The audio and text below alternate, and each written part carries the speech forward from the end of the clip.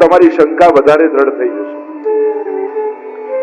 અને એટલા માટે અત્યારના સમયમાં બધી વાતે અને આગળ વધવાના વાતે એક કરવાના કલ્પનાઓથી જે બધી વ્યવસ્થાઓ તોડવાની વાત કરી, આની જરૂર નથી, માળાની જરૂર નથી, પાઠની જરૂર નથી, તિલકની જરૂર નથી, મંદિરની જરૂર નથી, બધાનું ના ના કરીને બધું તોડીને ખોલી નાખો છો.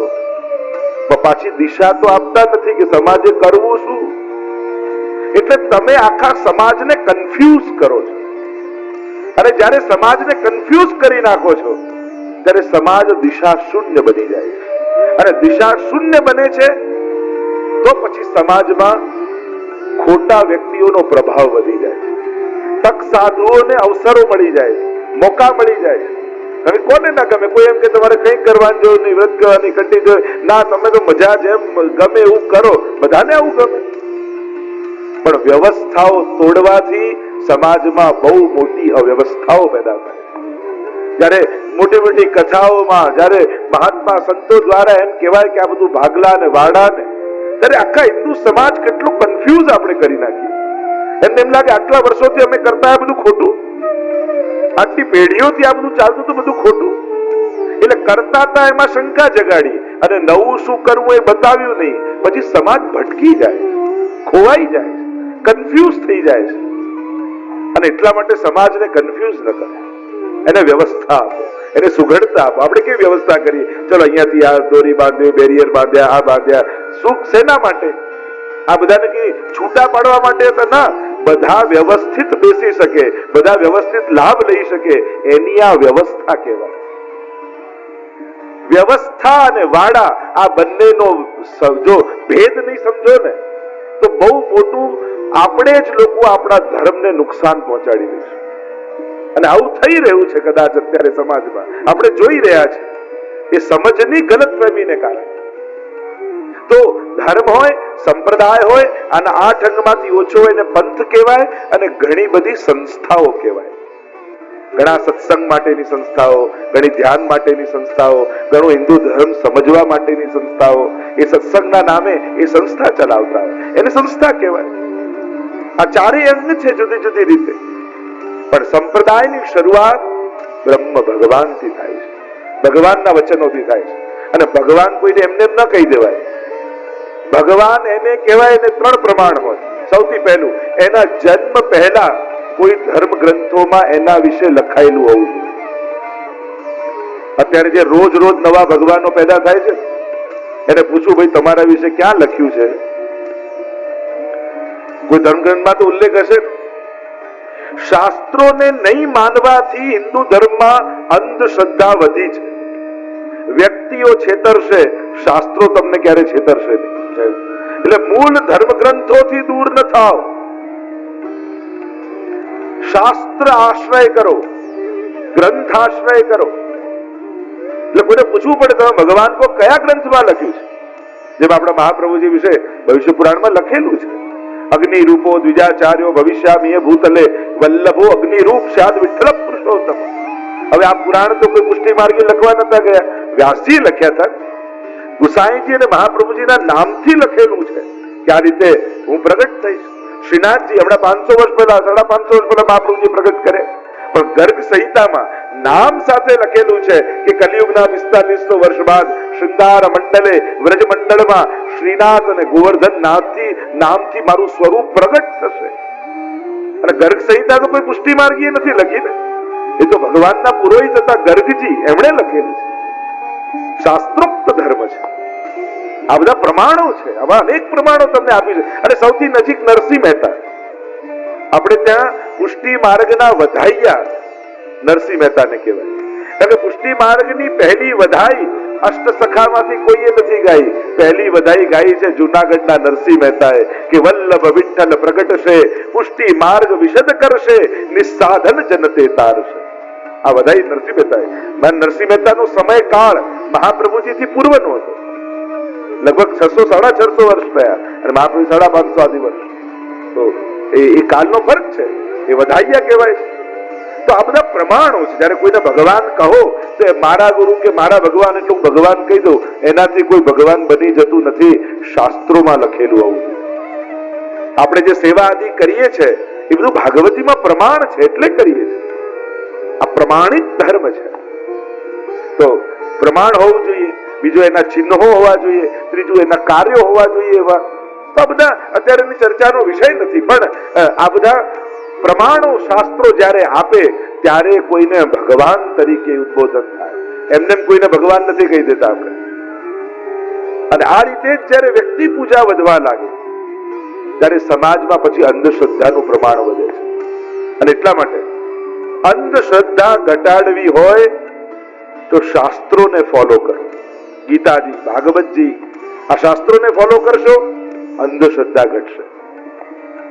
પણ આપણા બધાની તકલીફ એ કે અન્ય ધર્મના લોકોને જેમ ક્રિશ્ચિયનિટી ને બાઇબલ જેટલી ખબર હોય છે, જેટલું મુસ્લિમ ભાઈઓને કુરાન વિશે ખબર હોય છે, એટલું આપણા હિન્દુઓને ગીતા અને ભાગવત વિશે ખબર છે? એ પ્રશ્ન આપણે આપણી જાતને પૂછીએ.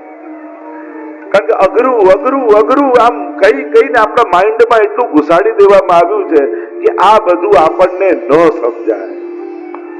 આમ કઈ અને આપણને ધર્મ ગ્રંથોથી દૂર કર્યા, અને ધર્મ ગ્રંથોથી આપણે દૂર ન થયા, આપણે ભગવાનથી દૂર થઈ ગયા. અને અંધશ્રદ્ધાઓએ પૂરા સમાજને ઘેરી લીધા. મહાપ્રભુજી તો અંધશ્રદ્ધાના નિવારક છે. અનેક પ્રમાણો આપના ચરિત્રમાં મળે છે કે આપણે શાસ્ત્ર પ્રમાણિત શ્રદ્ધાની વિચારધારા જગતમાં ફેલાવી. એટલે જ કહ્યું, શાસ્ત્રમ અવગત્ય મનોવાગ દેહી શ્રી કૃષ્ણ સેવ્ય. કૃષ્ણ સેવા કરો, પણ મહાપ્રભુ શું કહે?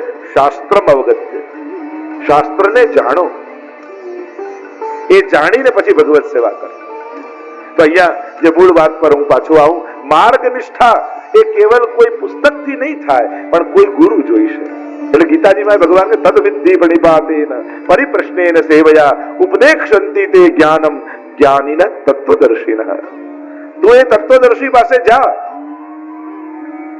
તદ વિદ્ધિ વિધિપૂર્વક, પ્રણિપાતેન વંદન કર, સેવા કર, પ્રસન્ન કર, અને પછી એમની પાસે જ્ઞાનને પ્રાપ્ત કર. તો આમ ગુરુ કૃપા દ્વારા આ માર્ગ નિષ્ઠા સિદ્ધ થશે. શ્રી મહાપ્રભુજીની કૃપા થશે તો પુષ્ટિ ભક્તિ આપણા હૃદયમાં હૃદયારૂઢ થશે. કારણ કે ભક્તિનું દાન થાય છે. અહીંયા બહારથી અંદર નથી નખાતું, અંદરથી બહાર પ્રગટે છે. જેમ સાધારણ વસ્તુ, તમે સ્વિમિંગ પુલ ખોદ્યા પછી પાણી બહારથી અંદર નાખવું પડે, પણ કૂવો ખોદો તો અંદરથી જલ પ્રગટ થાય. આ ભક્તિ માર્ગ એવો જ છે કે ભીતરથી પ્રગટ થશે. તો આમ માર્ગ નિષ્ઠા હોવી જોઈએ. શ્રી ગુરુના ચરણારવિંદમાં નિષ્ઠા જાગે ત્યારે માર્ગ નિષ્ઠા પ્રગટ થાય.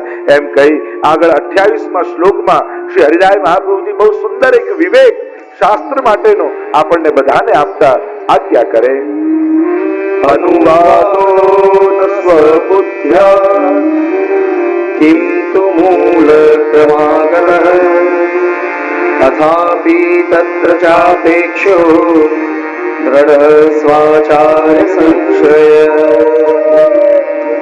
અત્યારે આપણા બધાની તકલીફ એ છે કે દરેક શાસ્ત્રોનો કદાચ આપણે આશ્રય કરીએ ને તો આપણી બુદ્ધિ એટલી ચતુર છે કે આપણા કામનું ગોતી શાસ્ત્રોના પ્રમાણ આપીને પણ છલ કરીએ.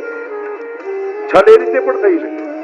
તમને જે ગમે છે એ બધી વાતો શાસ્ત્રોમાંથી ગોતી લો.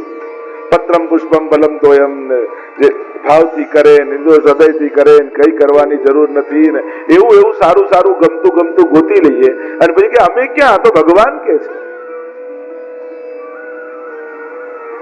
આમ કહી અને શાસ્ત્ર વાક્યોનો પણ અનુવાદ સ્વબુદ્ધિથી કર્યો. જો શાસ્ત્રોને માંથી પણ કઈ રીતે નુકસાન થાય કે જ્યારે શાસ્ત્રો છે એનો પણ અનુવાદ સ્વબુદ્ધિથી કરો. મને આવું લાગે છે, મારી આવી વિચારધારા છે, મારો આવો અર્થઘટન છે, પણ એ તારો હોઈ શકે છે, એ શાસ્ત્ર કહેનારાનો નથી. આપણે કેમ મહાપ્રભુજીના આશ્રયથી ભાગવતજીનું અધ્યયન કરીએ છીએ? કેમ સુબોધનીનો આશ્રય? અને સ્વયં હરિરાય મહાપ્રભુ તો આજ્ઞા કરે, નાશ્રિતો વલ્લભાધીશો ન ચ દ્રષ્ટા સુબોધિની ન રાધિકા નાથો વૃથાત્મ જન્મ ભૂતલે. જ્યારે સુબોધિનીનો આશ્રય કર્યો નથી તો અન્ય લોકોની ટીકાઓ અને મહાપ્રભુજીની ભાગવતજીની પરની ટીકામાં ફરક શું? કે અન્ય લોકો ભલે ગમે તેટલા વિદ્વાન હોય, પણ એ વિદ્વત્તામાં પોતાની બુદ્ધિ પ્રમાણે અર્થો કરે છે, અને જેની જેવી તીવ્ર બુદ્ધિ એવા સુંદર સુંદર અર્થો કરી શકે કે મનને ને બુદ્ધિને વાંચતી વખતે આનંદ આવવા લાગે, એવા અર્થઘટનો થાય. પણ એ પ્રદર્શન એની બુદ્ધિની તીવ્રતાનું કરે છે કે આ કેવા પ્રબળ બુદ્ધિવાન છે. પણ મહાપ્રભુજી જયારે ભાગવતજી પર ટીકા સુબોધનીજી કરે છે તો એ પોતાની બુદ્ધિના પ્રભાવ નથી બતાવતા, એ વ્યાસજી જે કહેવા માંગે છે એ કહી રહ્યા છે. વ્યાસજીએ જે ઉદ્દેશ્ય સાથે ભાગવતજી પ્રગટ કર્યું છે, લખ્યું છે, એ અર્થ મહાપ્રભુજી બતાવી રહ્યા છે, અને એટલા માટે એના દ્વારા આપણા પર કૃપા થાય. આ ફરક, કારણ કે કોઈના બુદ્ધિના પ્રભાવમાં બુદ્ધિનું રંજન તમારે કરવું છે કે ભાગવતના સાચા અર્થોને જાણવા છે. શ્રી ભાગવત પ્રતિપદ મણિવર ભાવાંશ ભૂષિતા મૂર્તિ શ્રી વલ્લભા વિદાન સ્તનોતુ નિજ દાસસ્ય સૌભાગ્ય. શ્રી ગુસાઈજી પ્રભુચરણ ભાગવત રૂપ શ્રી વલ્લભને માને, અને એટલા માટે ક્યારે પણ શાસ્ત્રોના અનુવાદ સ્વબુદ્ધિથી નહીં કરવા. આચાર્યો શું આજ્ઞા કરે છે, એ તત્વવેત્તાઓ શું આજ્ઞા કરે છે, એ પ્રમાણેનો અર્થ માનવો. મને આ સાચું લાગે કે મને આ ખોટું લાગે એનું કોઈ મૂલ્ય રહેતું નથી. અને આગળ